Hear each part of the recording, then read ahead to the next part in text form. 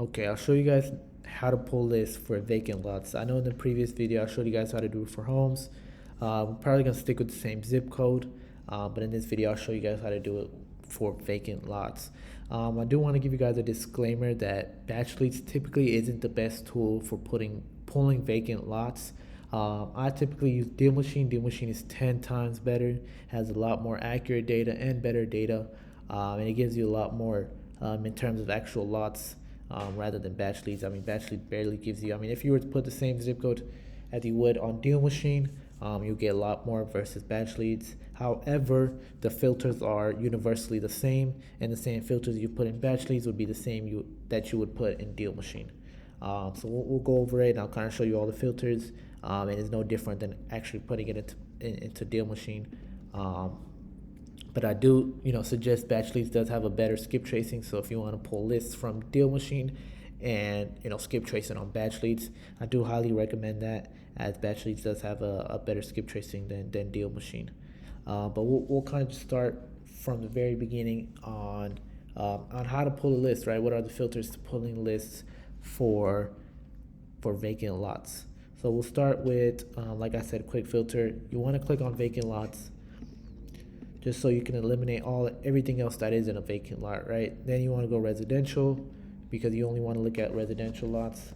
Then you want to look for property type, vacant lots. And another thing is lot size. You want to make sure the minimum lot size is at least 4,000 square foot, right? You don't want to go any lower, right? Because at that point it just doesn't make sense, and builders typically aren't really buying, lots that low. And then obviously the higher the better, but you really don't want to go below 4,000, because at that point just really doesn't make any sense. And the next thing you want to go is, market status. You want to put on market, no.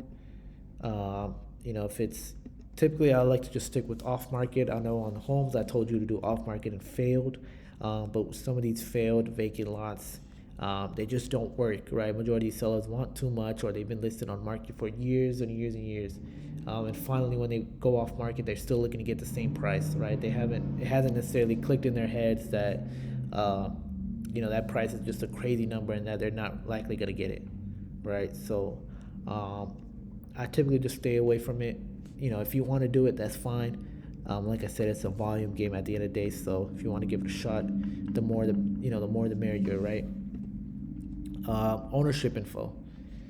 So ownership type, you want to go individual, right? You don't want anything that has corporate owned, any of that case, because 9 times out of 10 they're not going to respond to you, and you're just wasting your time. So you want to put, sale date, like I said, before 2020. Anything before 2020 is great. Essentially this 1930 really doesn't matter, but and just for this case, if you put 1930, it's really a sweet spot. For homes. For lots, I just prefer to put anything before 2020, and it gives you that option on Deal Machine to put before 2020, rather than having to put an exact date.